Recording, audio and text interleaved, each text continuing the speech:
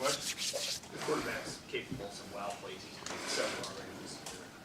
Obviously, it's important to contain him, but you look at his game, what jumps out to you, and what's going to be the challenge, you think? Well, they're a pro-style offense, and so he does all the pro-style things. He's truly playing quarterback. He's checking runs. He's going, outside zone to outside zone away. He's going, outside zone to naked or play action. He's going play action to play action away. So he's a thinking man's quarterback, which I respect.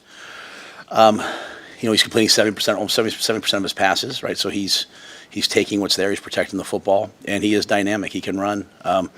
We'll obviously see the quarterback draw and all the things that we've seen, so we'll have to be prepared to stop that. But it's also his ability to run behind the line of scrimmage when needed to and create plays. But an explosive player, one of the better quarterbacks in the Big Ten. The bye week allow you to watch football and have anything come more in focus for you about what you have left in these next 8 opponents? Yeah, I spent a lot of time recruiting, so I didn't get as much as I normally. I saw some high school games, but I think watching. I think the message I said to our players is, how does Alabama go from losing the first game to then they beat Georgia, and how does Florida State go from beating Alabama and then losing to Virginia, and how does Illinois go from giving up 63 points, being 63-10, to then turning around and beating USC? And I think there's way more parity in college football than ever before. And B, it comes down to your mindset, you know what I mean? And so are you locked in and focused? And whereas, outside the building, you might hear a lot of people say, well, this team's this team's that. You really never know which version of that team's going to show up. You can only control yourself. And so making sure that our guys have the best version of ourselves showing up. I believe last year Michigan State coming off the bye, they came out and they beat Iowa in Iowa City, which is a hard thing to do. That's a good football team. So Jonathan Smith is an excellent coach. They'll have their team ready. We have to have our team ready. And I think that's the biggest thing. And you saw a lot more close games going down to the wire, coming down to one play. And so in a game where, our game came down to probably one play, not saying we're a play away, but came down to one play, our guys have to make sure that they're ready to play so every player can chase their one play and aggregate, 20, 30 better plays. You mentioned last time you were there, you're looking for some resolution on some things like number 2 running back. Are you closer to that? Yeah, I think we have a really good plan. We won't say anything until Saturday. You guys will see it, but I think we came out of the bye week feeling really good about a lot of guys in terms of where they're at. I thought the team got a lot better last week. So I think we have some clarity, and we'll have some things still go on this week, right? Some guys battle things out as we go into Tuesday, Wednesday. But I think we feel good about kind of where we are. How useful is the bye week for a younger defensive line in particular to take a step back, to see some things? And I guess you said you might come back to be one-on-one some last week. Good on. Yeah, I'm sorry. We went good on good. We wanted to get back to just playing football. And that's something I think most people do during the bye weeks. Maybe the second bye week you rest up a little bit, but we understand that we have to. We're one of the top teams in the country throwing the ball. We're one of the top teams in the country at pass defense. We are not there running the football. We are not there stopping the run. And obviously, we talked about protecting setting the pocket. So there's areas that we need to get significantly better at, and I don't know how to get better at running the ball and stopping the run other than in practice. So we went good on good. And we worked those things. We have a lot of D linemen getting a lot better. As I've said, I know it's just the football part of it. If a lot of the runs aren't necessarily always on the D line. They're on everybody. It takes all 11 guys to run the football and stop the run.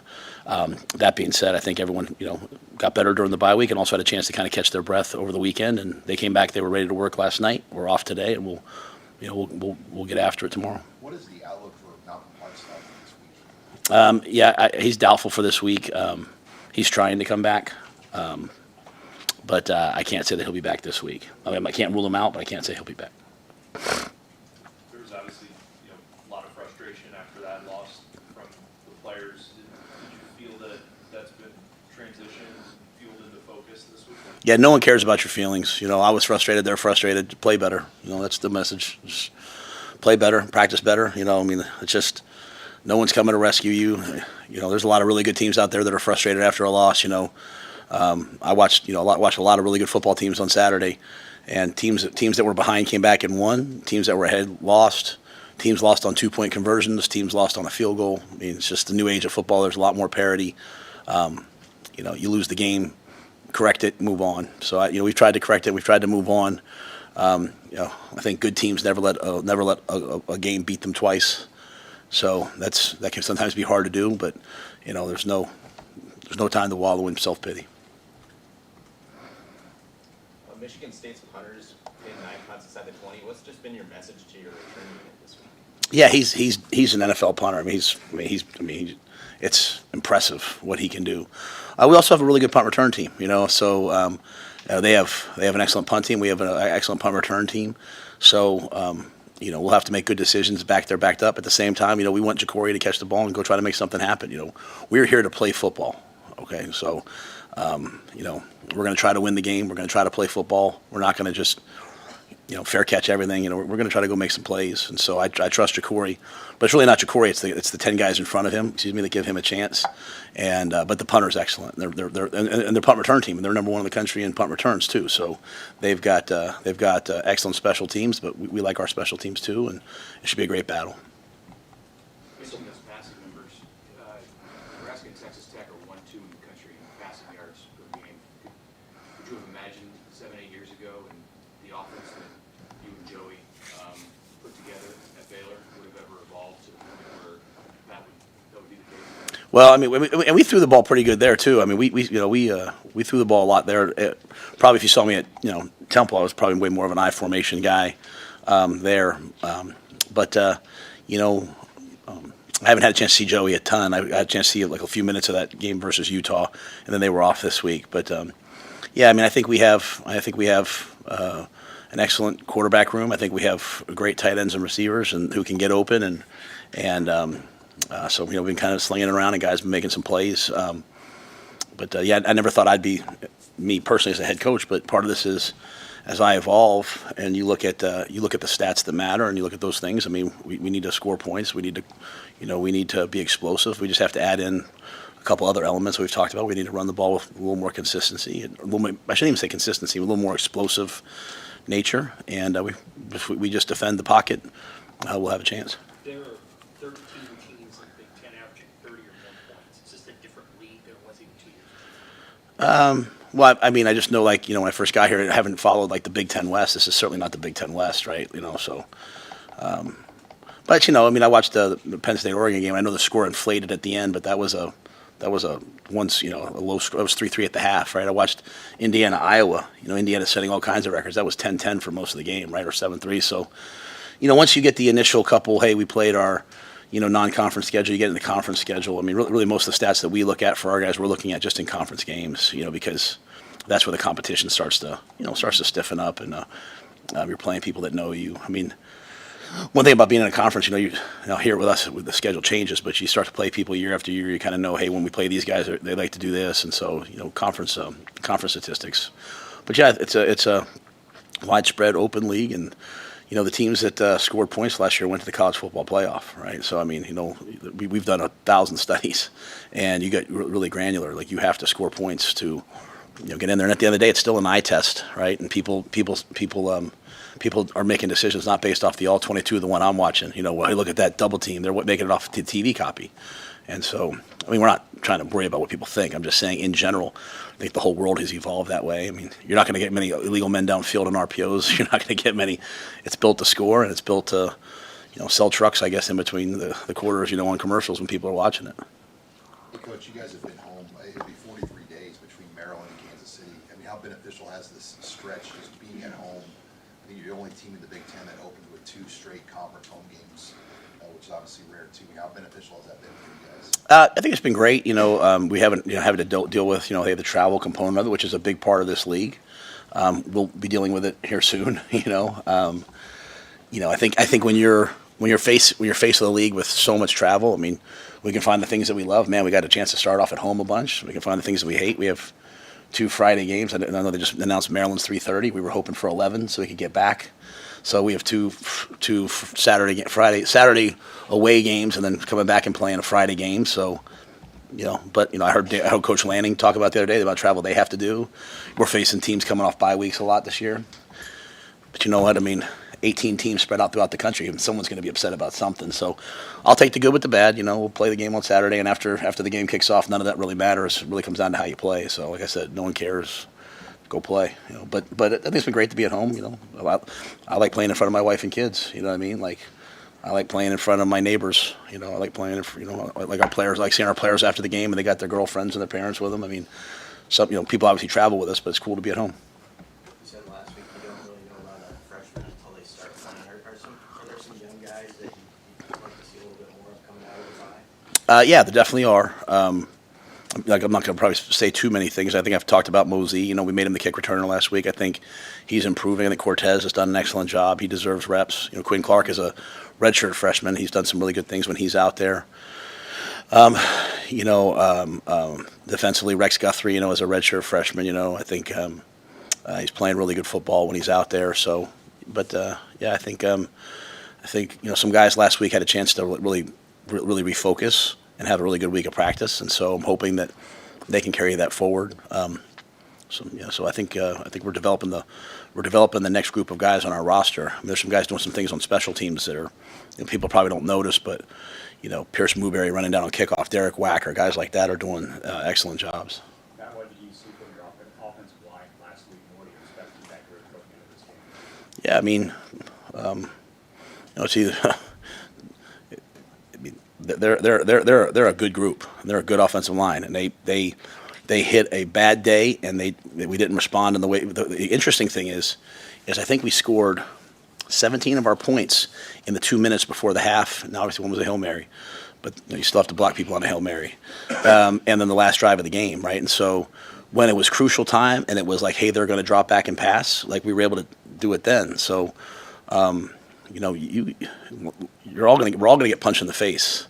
Some people whine about it. Some people cover up. Some people swing back. And so there were times where we swung back, but we didn't swing back nearly enough.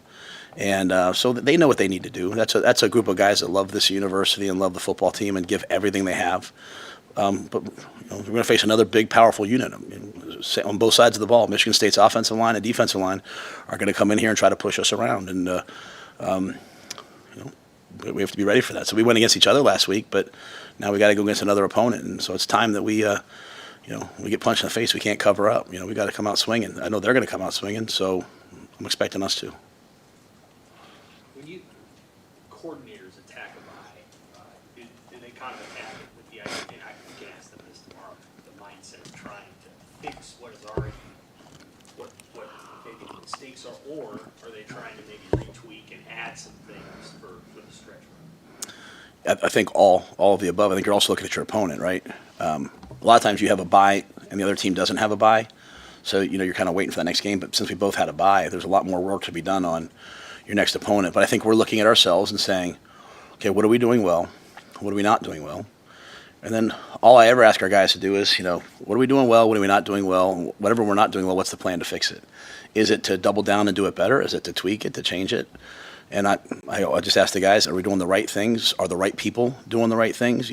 Way back when at Penn State, we were always told, the right defense with the wrong player is never as good as the wrong defense with the right player. And so defense to me is about, like, warriors getting off blocks, making tackles, knocking balls out, hitting quarterbacks, picking balls off. That's our guys on defense. They know they played a lot of really good plays against Michigan, and they let a couple plays get away from them. And that's, again, there's two different feelings, right? Like, none of them are acceptable. But if you're sitting there and there's just like 6 yards, 7 yards, 6 yards, it's like, gosh, we can't stop them. This was stop, then boom, So if you look at our numbers, like our 20-plus play percentage, like we're one of the better teams in the country. We're literally on defense. We're pretty much in the top 25 in every category that we pay attention to until you get to that run area. Then all of a sudden it's like, ugh. And it's big. It's explosive runs, but it's also 6+ runs. And it's all correctable. So I think we've been just looking at, like, hey, are we doing the right things? Are we doing the right things with the right people? And, who do we have that we can also use? Not saying you're just going to change people out, but, let's bring some more people to the party if they're ready. So it was a good week, I think, for all that stuff. And then just to look at, Michigan State, they're a running football team. So, again, they're an outside zone football team. All the things that have been giving us trouble, they do. It's a quarterback who can run, who can move. So it's not like it's any different. So we had to work a lot on that this week. Last week you said you're going to look at both tackle spots. Did you get any clarity at those spots, and do you expect any changes going forward? Yeah, you'll see it on Saturday, and I mean that respectfully. I don't want to start saying a lot of things about what's going to happen. But I thought last week, guys, we kind of clarified a little bit what we were going to do, and I think after a game like that, you know exactly what you need to work on. And so I think each guy has improved last week. But I think we feel good about, hey, here's what we're going to go with. This is a little more wide angle, but with bigger staff around you this year, administratively and on the field, has it allowed you to pay more attention to things that you didn't have time for in the past, or just structure your week in the season any different?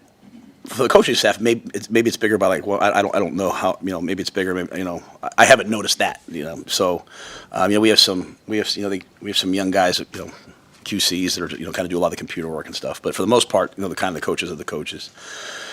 Staff, I think it's really just been we've beefed up the personnel department, and I think that's allowed us to just be further ahead. You know what I mean? Like instead of just recruiting 26s and trying to get on 27s, now you're on 27s and 28s, and that allows me to focus on the people that we're really trying to recruit. I shouldn't be the frontline guy. I should be here, and so you have an elite team. Pat Stewart's team. Keith and all those guys are doing a great job. So I think that's helped.